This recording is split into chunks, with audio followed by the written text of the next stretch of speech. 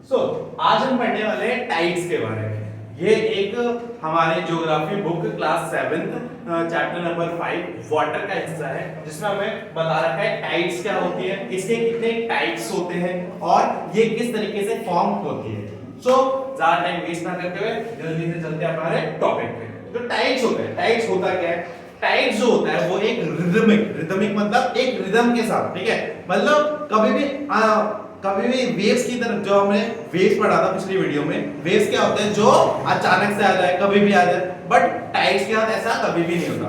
Tides होती है और रिदम के साथ चलती है, ठीक है, एक फिक्स टाइम होता है कि एक बार टाइड आ गई फिर उसके बाद थोड़ी देर बाद आएगी, ठीक है, एक रिदम के साथ। जैसे रिदम होता है ना किसी भी चीज में होने का, उस तरीके से एक रिदम फॉलो होता है, ठीक है। तो रिदमिक टाइड्स को क्या बोलते हैं? रिदमिक राइज एंड फॉल, मतलब रिदमिक राइज मतलब बढ़ना और घटना, ठीक है। रिदमिक राइज मतलब बढ़ना और फॉल मतलब गिरना, ठीक है। जब ये रिदमिक राइज एंड फॉल होगा, इसी को क्या बोलते हैं? हम क्या बोलते हैं? टाइड्स बोलते हैं। क्या बोलते हैं? टाइड्स, ठीक है।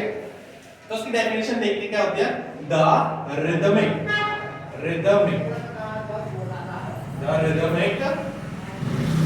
rise and fall, rhythmic rise and fall of the ocean water is known as tides, ठीक है।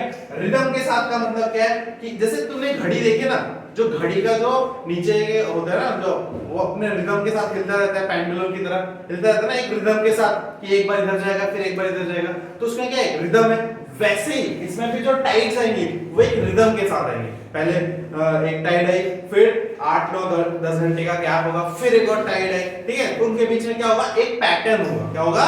एक पैटर्न फॉलो होगा, ठीक है। इसी को क्या बोलते हैं? टाइड्स बोलते हैं। अब तो हमारे पास दो तरह की टाइड्स होती है। टाइड्स होती हैं वो दो तरह की होती है। एक होती है हमारी नीप टाइड। क्या होती है? नीप टाइड, ठीक है। और एक होती है हमारी स्प्रिंग टाइड। क्या होती है? Spring tide. अब नीप टाइड का मतलब क्या होता है? Low Tide. नीप टाइड का मतलब क्या होता है? Low tide. मतलब लो टाइड से हमारा मतलब क्या है? जो टाइड सिर्फ मतलब जब वो टाइड आएगी ना, तो वो ओशन के जो बीच होगा, जो किनारा होगा, उसका थोड़ा सा ही किनारे को क्या करेगी? भिगाएगी, ठीक है। तो जो लो टाइड होगी, और जो स्प्रिंग टाइड होती है इसको क्या बोलते हैं? हाई टाइड बोलते हैं। क्या बोलते हैं? High Tide. हाई टाइड में ज्यादा पानी आएगा। एक कॉमन सेंस है ना कि लो टाइड में कम पानी आएगा, तो कम जगह जो होगी वो भिगाएगा, ठीक है। बट हाई टाइड में ज्यादा पानी आएगा तो ज्यादा जगह कवर करेगा, है ना, ज्यादा। तो इसीलिए नीप टाइड को क्या बोलते हैं? लो टाइड, और स्प्रिंग टाइड को क्या बोलते हैं? High tide. अब हम देखते हैं कि नीप टाइड और स्प्रिंग टाइड किस तरीके से फॉर्म होती है। और इसमें ना एक बहुत इंटरेस्टिंग बात है कि इसमें नीप टाइड और स्प्रिंग टाइड के फॉर्म होने में सबसे बड़ा जो कंट्रीब्यूशन होता है वो होता है मून और सन का। किसका? मून और सन का। तो तुम पूछ सकते हो भैया मून और सन किस तरीके से ये टाइड्स को फॉर्म करवाते हैं? देखो, जैसे हमारी अर्थ की ग्रेविटी है ना, वैसे ही मून की भी कुछ ग्रेविटी है और सन की भी कुछ ग्रेविटी है ना। तो जब इनकी ग्रेविटीज अर्थ पे वर्क करती है तो क्या होती है? ये वेव्स फॉर्म होती है। अब हम देखते हैं कि किस तरीके से ये टाइड्स फॉर्म होती है, ठीक है। यहां तक नोट कर लिया, चलिए आगे बढ़ते हैं।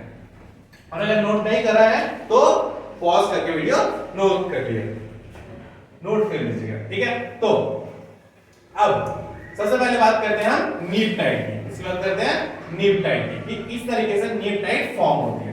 लेट्स सपोज ये हमारी अर्थ है, प्यारी अर्थ है, ठीक है, और ये हमारा सन है। क्या है? हमारा सन है, ठीक है।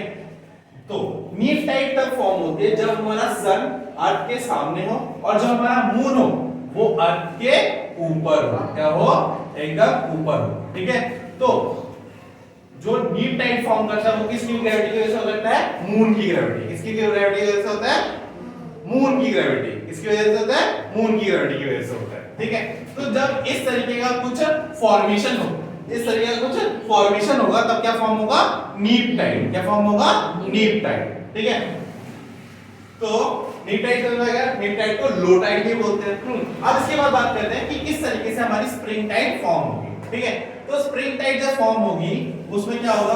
उसमें हमारी जो अर्थ मून है है ना, अर्थ, मून और सन, ये तीनों ही क्या हो जाएंगे, एक लाइन में आ जाएंगे, है ना, ये तीनों ही क्या आ जाएंगे, एक लाइन में आ जाएंगे। इसको क्या बोलते हैं, स्प्रिंग टाइड।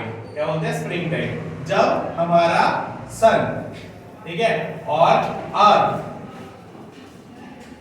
और मून, ये तीनों ही क्या आ जाएंगे, एक लाइन में आ जाएंगे। क्या रहेंगे, एक लाइन में आ जाएंगे, तब हमारा क्या बनेगा, क्या बनेगा, स्प्रिंग टाइड। ठीक है, चाहे ये इस तरीके से लाइन में है, चाहे इस तरीके से लाइन में, सन फिर मून और फिर अर्थ, फिर क्या आएगा, अर्थ।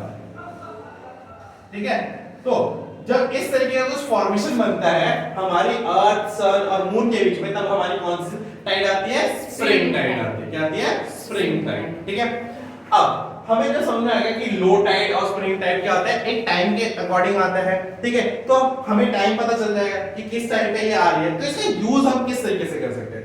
तो सबसे बड़ा जो इसका यूज होता है ना, वो होता है एनर्जी, इलेक्ट्रिसिटी बनाने में, जिसको बोलते हैं टाइडल एनर्जी। क्या बोलते हैं, टाइडल एनर्जी। टाइडल एनर्जी में क्या होता है, जैसे तुमने विंडमिल देखे ना, उस विंडमिल को उल्टा कर दो और पानी में डाल दो। ठीक है, उल्टा करके पानी में डाल दो। लेट्स सपोज ये एक विंडमिल है, ठीक है, इसको बस नीचे करके पानी में डाल दो और इस तरीके का प्रोपेलर होता है ना।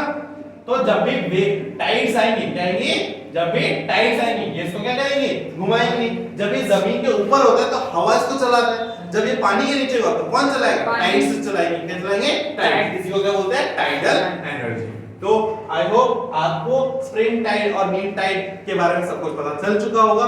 तो आज के लिए बस इतना ही करते हैं। Thank you so much.